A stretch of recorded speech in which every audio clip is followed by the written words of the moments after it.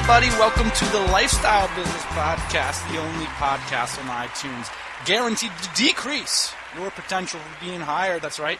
Tell them you listen to the Lifestyle Business Podcast and you are less likely to be brought onto that fine organization.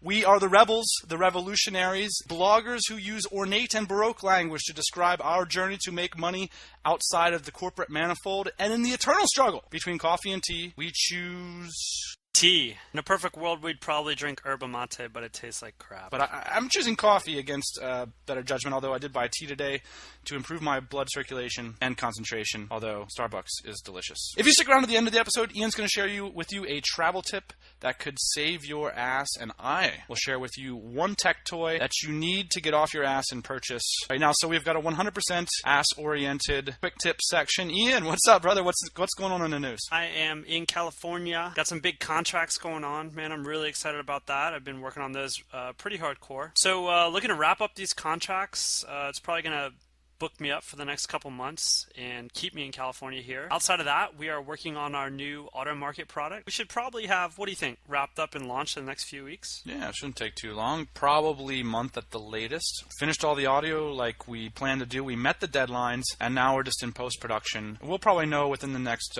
week. We'll bring that up on the next couple podcast episodes. I'm here in North Carolina in the Outer Banks. Man, being in America, this is a big place, Ian. It's a very large, especially down here in the South. People got space.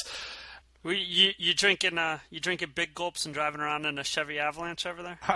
I am, actually. And, it's interesting, the draw of the Outer Banks. It's a very sort of family-oriented beach location. And the big draw here is the amazing houses. I mean, there's so much land. There's these huge houses with like 6-7 bedrooms that families come to get together. And the beaches are, as you know, deserted. It's very much a family-oriented place. So I've been hanging out, enjoying some good Wi-Fi, hanging out by the pool, relaxing and getting a lot of work done with you. I'm excited to be on the horn.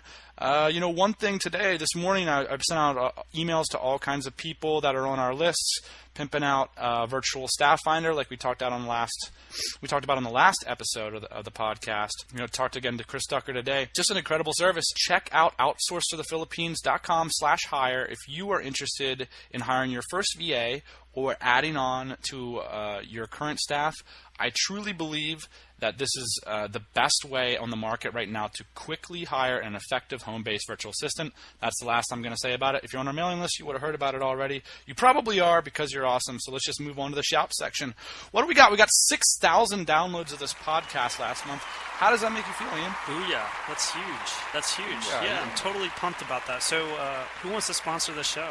And what's your price? I mean, we're getting up there, right? We got to start paying for this thing somehow. Yeah, I mean, I want to pay somebody to edit the show so that we can do 2 or 3 a week. We're thinking about doing that as a tropical MBA. We just got to get off our asses and announce something or put out a job ad or, hire somebody in the Philippines or do something. We've just been sitting on our butt about that one. So, anyone got any ideas about that, let us know. The second shout, it's to everybody. How can we make this podcast better? How can we dominate all comers? How can we make this the most helpful podcast that exists on the planet forevermore? And the answer can be anything but get new people to host the podcast. Yeah. If you got any feedback on that, let me know. Hey, I'm going to run a short audio from Joel Runyon from the blog of Impossible Things. He's got a quick audio comment. Hey, Dan and Ian, this is Joel Runyon from the blog of Impossible Things. Just want to give you guys a shout on your most recent podcast, the 2 4-hour work week fallacies.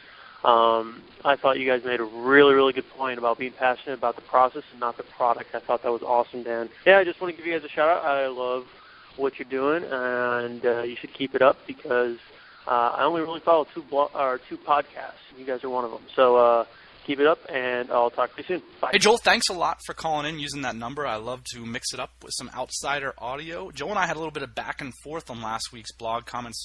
I got a lot of blog action last week, Ian. I think last week was one of our most popular podcasts ever. One thing, we were having a little bit of back and forth about su.pr versus bit.ly.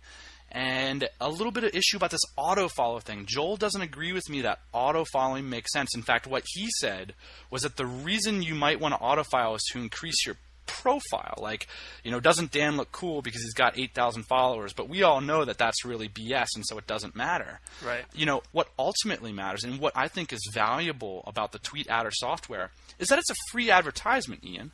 In fact, I just got back on the tweet adder horse, and this past week I had 4 newsletter signups in 2 days from people that I added on tweet adder because they saw my Twitter profile, they thought it was interesting, popped on over to the site, and signed up for our mailing list. Yeah. That was free advertising, absolutely no bandwidth on my part, because this is especially true if you can outsource it. If you can have a VA opening up your tweet adder software, and all they need to do, Ian, you can set up the follow list. All they need to do is hit start. Your tweet adder software will add 200 names every day. Then 24 hours later, 48 hours later, all I have to hit is unfollow, and they will go unfollow everyone who did not follow you. That's to keep your ratio pretty much straight. So you're not following like 10 million people and only 500 people are following you. Just to resituate from Joel, thanks a lot for jumping in. Man, I love the constructive debate. But I got to say, Joel, what's the problem with free advertising? Granted, it's interruption advertising, but it's just a little bit of an interrupt. And hey, people are getting interrupted anyway. That's part of the game with Twitter. And hey, we got new people on our mailing list this week and hardly did any work. What's up with that? Yeah, I mean, I think as a sales tool, you can't beat that, right? I mean, tweet adder as a sales tool, I'm into it. Hey, Colin from Simplified E-Commerce, thanks for dropping by the blog and thanks for your kind words, man. A quick shout to Jamie Marsden of musetraffic.com. Finally got his new blog off the ground, and his first blog post is Ninja. This guy doesn't do anything without the ninja touch. He did one of those like Smashing Magazine type blog posts where it's like graphics and it's like large format, and it's actually an excellent blog post. It's about the realities of information products and niche selection. So we're going to hit that up. Thanks to Troy from WeTeachFacebook.com. He mentioned that we should create a resource section for the blog. That's a great idea. We will do that, Troy. Lots of new subscribers this week. That's baller, as always. You know, the only downside of last week was no iTunes reviews. Ian was just steaming because he's got no more friends to ask to review to game the system. So we're just out of friends, man. Yeah, I feel ridiculous asking for it, but I mean, we know how many people are downloading this podcast. 6,000 downloads. Yeah, so just a couple of you go over there and on iTunes, just type in a couple letters or something, you know? Put a couple stars up there. This week we got a new meat and potato section. We've been doing some other work. We've been making some other money, this time in the physical realm. Now, a couple new terminologies that we're working on. The distinction between work and play. If you're not hip to the distinction between work and play, check out episode number 41 where we lay out some common misconceptions of the 4-hour work week. Also, pivot technique, something we pulled up. Here's what the pivot technique is, and it's basically a highly leveraged way to create new streams of automated income for your business. Pivot stands for position, iterate, volley, outsource, and time. And so we'll walk you through those 5 different steps. You know, this is something that we've talked about before on the podcast, and we want to keep hitting it up because it's so important. Basically, all of us are sitting on gold mines right now. There's so many knowledge that we have, experiences that we have that we're sitting on that we can just reposition for new markets, new streams of revenue. And that's what we did this month to create a new stream of $10,000 of revenue. Now, we're not smart enough business guys to know how much profit we're going to pull out of that yet. Our business is a little mess right now. But $10,000 in revenue, that's something, man. That's exciting. So let's just get started on position. And this is something that we did in less than 30 days. 24 hours of work. The whole thing manifested in 30 days, 1 month of turnover. Let's get started on position. In order to position, what we had to do, and this is really key, is we had to be in the industry for the past 3 years. We learned a bunch of insider information. So it was only after being involved there with our current customers that we could actually see the opportunity. So I want to really stress that. As an outsider, I don't think that it would be really hard to see this opportunity. But as an insider, as somebody that's been in the business, that's been talking to our customers, this kind of came out over the last 3 years. And I think we finally had a moment about 30 days ago when we thought, hey, let's reposition, provide this kind of product and service for our customers. So position is all about articulating the point in the process that you currently inhabit. Being clear about the kind of capital player you are, whether that's an employee, whether that's a freelancer, whether that's an entrepreneur who's shipping products. Being very clear about the position, how you're making money, where is your revenue coming from. I think at the end of the day, that's what position's about, whether that's a salary, whether that's an invoice you recently made, or a product line that you have, or a URL that you have. Clearly articulate the position. Where is your revenue coming from?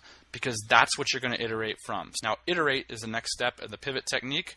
How do you iterate? So we defined one product line that's making us tons of money. We decided to iterate off of that. What do we do next? So we decided, hey, we've got this product line. What we need to do here is just change it just a little bit. reposition it. Spend about 5 hours in the product synthesization process, about 10 hours designing, about 5 more hours on the web and the marketing, and then about 4 hours sourcing. Throughout this process, we were able to come up with a new product. That new product wouldn't have existed so quickly if we didn't already have kind of a baseline. So that's why we say we iterated.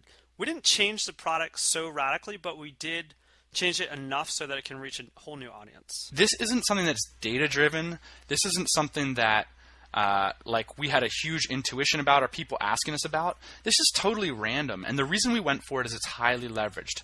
So it's like we see that we're having success with our current position.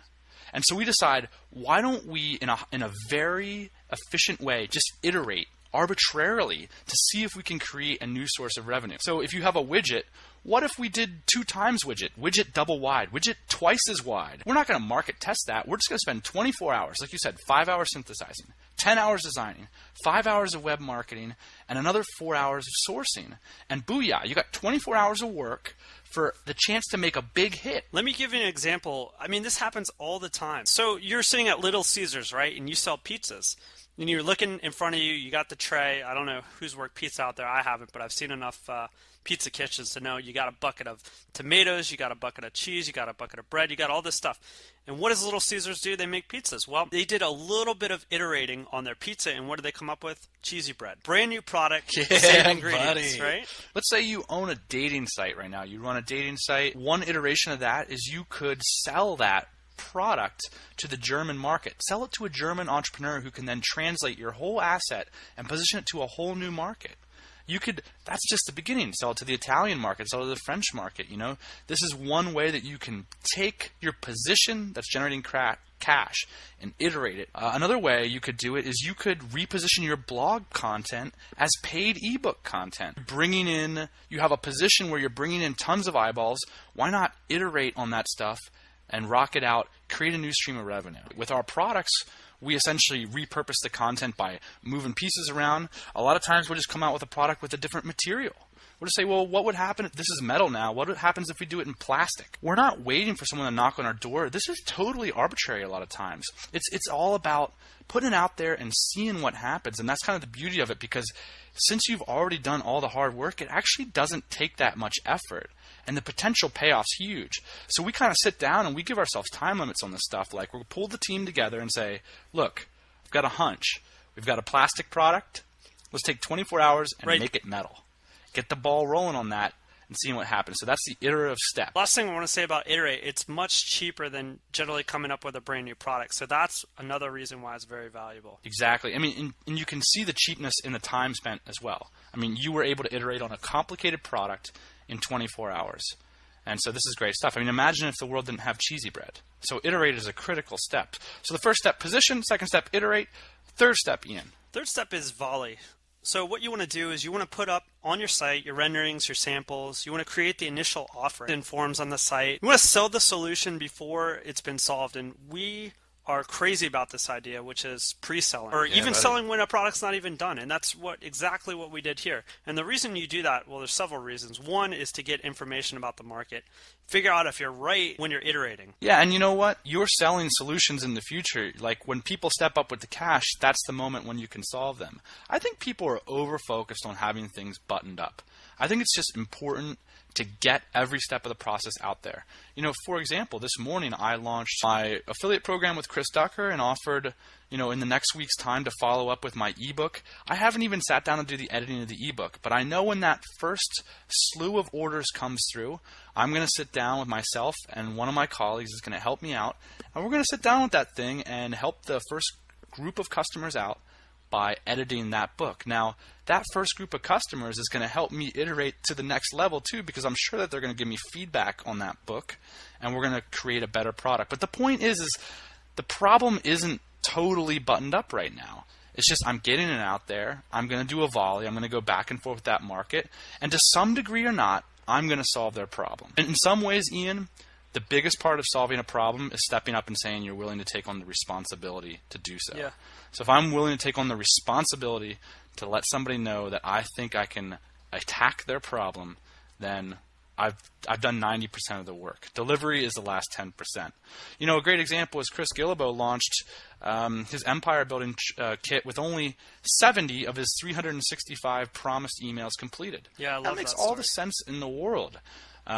Just get it out the door, the minimum viable. It's so common with membership sites nowadays, Ian, to do a 12-week continuity program, but only launch with the first week's worth of content. Use that time constraint as your inspiration to get things done. Every week you've got those deadlines, and you've got to ship. You've got to show up with something. 9 times out of 10, something is way better than the thing that you're going to prepare for the next 6 months to make it perfect. So that's what we mean by volleying, getting it out there, getting your iterative ideas out there in the market, and start to interact with your new ideas, with your new concepts. So we've got pivot technique, position, iterate, volley, and outsource. You can outsource it to your virtual assistant.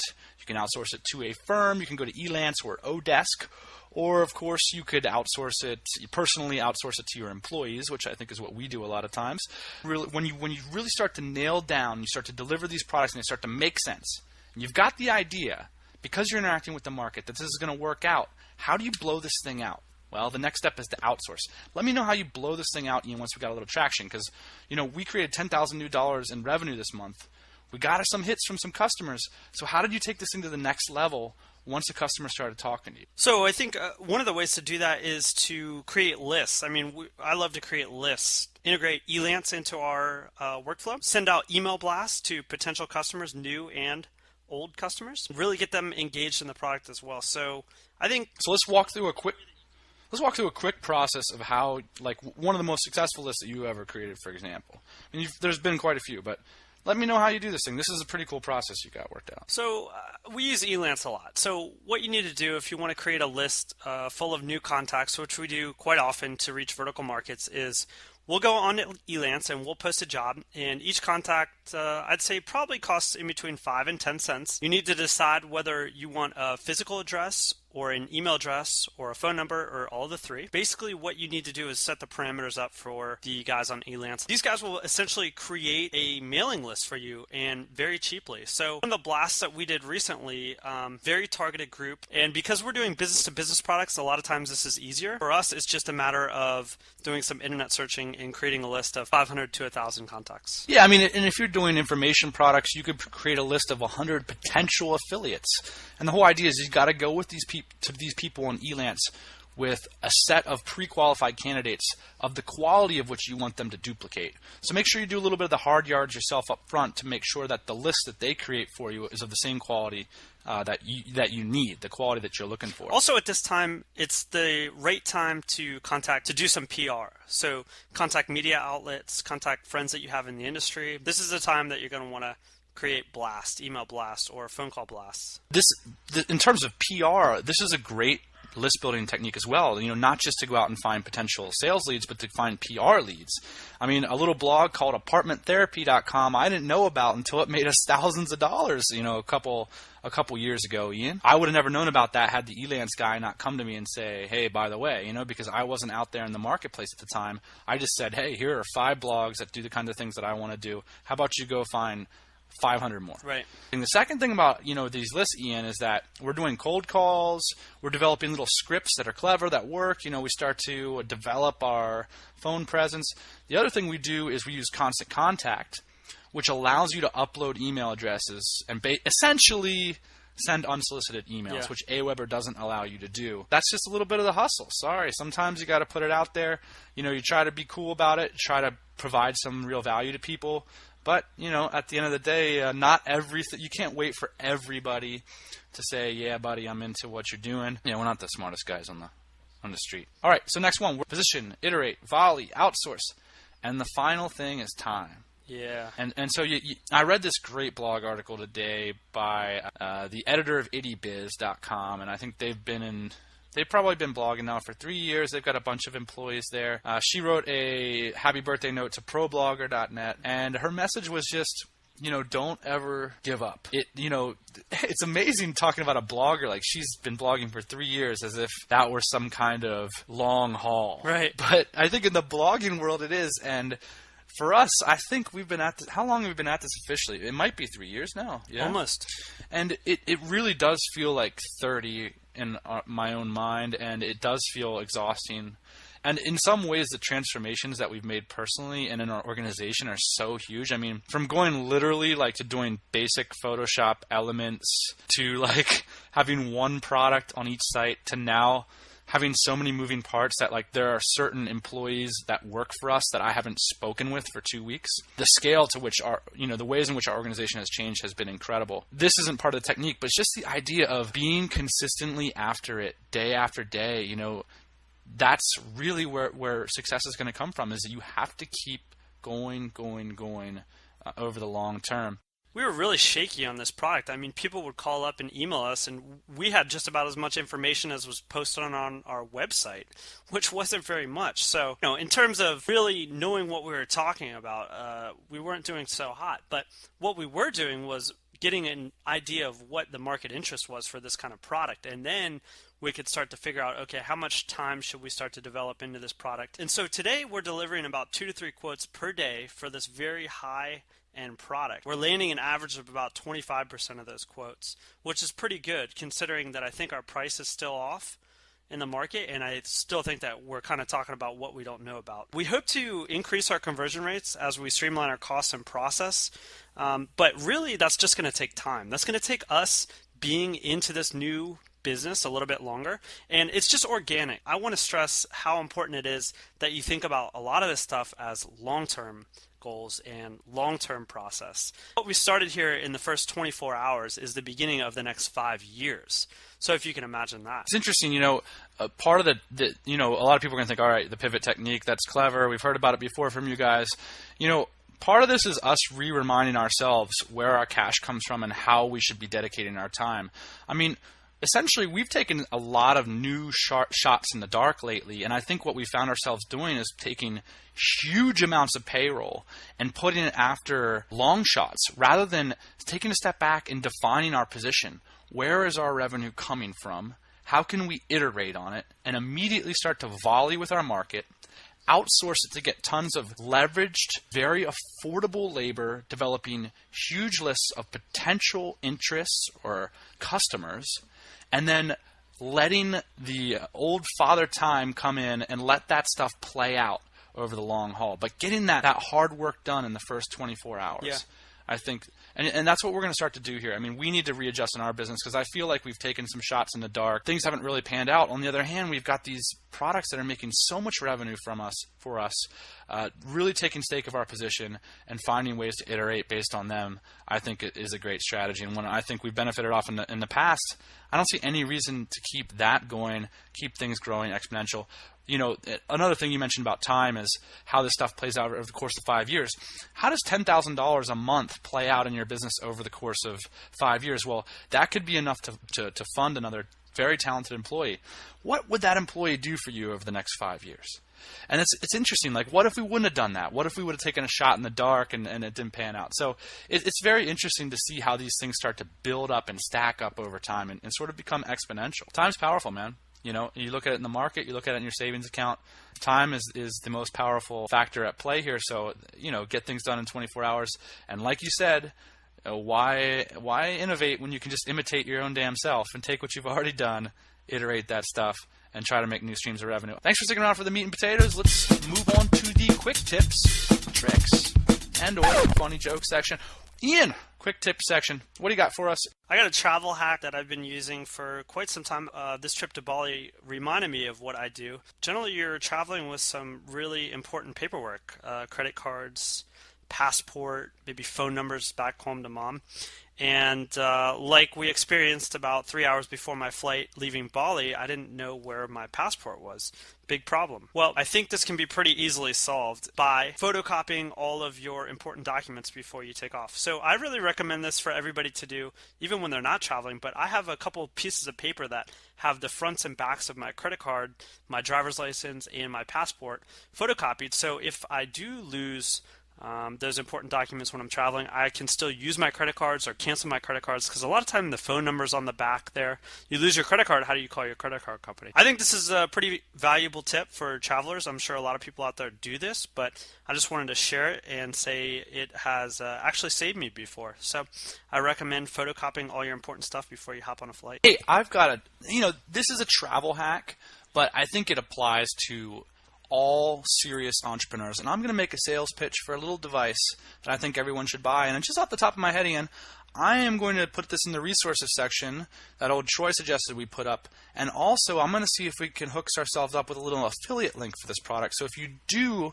decide to buy this product based on what we're talking about here today, go to the blog and buy it through there, and that will give us a little bump back, and that'll help us fund somebody to edit the damn thing so we can get a couple more podcasts out every month. So here's the thing, and you've heard about it, and maybe you haven't moved on it yet. Maybe you're a purist. Maybe you're apologizing for paper. Maybe you're dreaming of the days sifting through old bookstores. Well, trust me, people, there has been nobody that spent more time in bookstores enjoying the smell of paper and ink, smell of old books, and the touch of books. But you, my friend, you serious entrepreneur, you world traveler, you jet set multi-millionaire who's very good looking needs to buy a Kindle. And there's a couple reasons for this. First off, whether you believe it or not, and whether you're willing to admit it to yourself or not, the Kindle is a superior reading experience to a book. And I know that's sort of sad to admit. It's just true. There's a couple reasons. The text is adjustable, so you can adjust it to whatever makes sense for your eyes. The biggest reason the reading experience is better is because the Kindle is extraordinarily light. Yeah. Everybody knows that experience where you're kind of laying on the side of your bed and one part of the page is comfortable to read and the other part of the page is uncomfortable, and you're like, I can't wait to get through this so I get back to the comfortable side. And with the Kindle, there's just none of that. You can hang under a tree like a monkey and read, hanging upside down, and it's comfortable. Of course, for traveling, there's advantages are ridiculous. I mean, of course, the Kindle packs extraordinarily well. It's super light. The second thing about the Kindle is, obviously, you can buy books that people recommend like with one click. It's a little scary for your bank account. I gotta be honest. I bought 3 books yesterday. You can just boom, click, one click. Ian, like literally, if someone sends a tweet out about a book, I think it seems interesting. I click the tweet, I click buy, and boom, it's on my Kindle. It's ridiculous. The thing syncs over cell towers, and they have a Wi-Fi only version now, which I think is a little cheaper, and that's a good way to go. Extra hot tip: you can go to instapaper.com, Ian, and you can mark articles on the web that you want to read later, and they'll sync with your Kindle, so you can read blogs on your Kindle.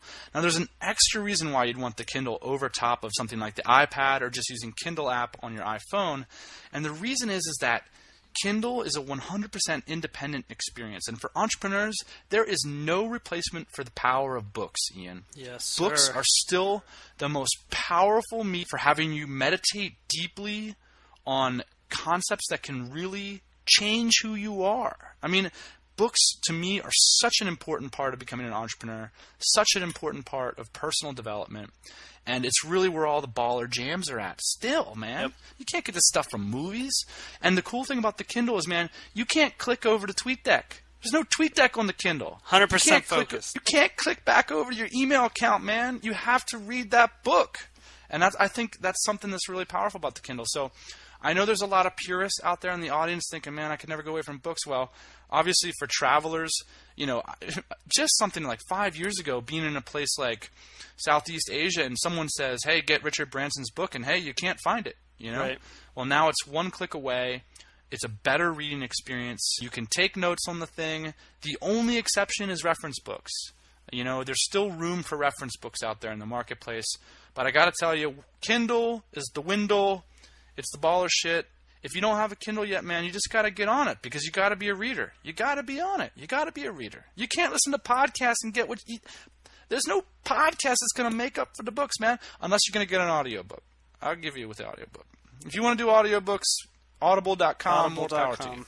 As an audible.com sponsoring this podcast. They might be. They should be, man. It's 6,000 downloads. I think they're probably not sponsoring it because you just cuss like 3 times in your Kindle sales letter. All right, Ian. Thanks for joining me today. It is always a pleasure to join you. Any parting shots?